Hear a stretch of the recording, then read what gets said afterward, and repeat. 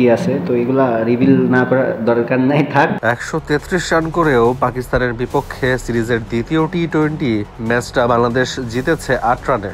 Match সেরা জাকের আলী অনিক সংবাদ সম্মেলনে এসে বলেছেন, শুরুতে দ্রুত উইকেট হারানোর পর বাংলাদেশের লক্ষ্য ছিল 140 রান করা। ব্যাটিংয়ে যাবার পর অধিনায়ক লিটন দাস এই লক্ষ্যই দিয়েছিলেন জাকেরকে।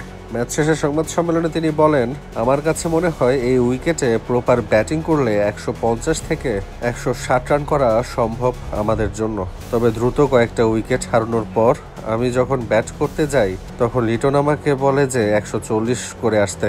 সেই হিসেবে আমরা 6টা রান কম করে আসছি। শেষ বলে ছক্কা হয়ে গেলে সেটা হয়েও যেতে পারত।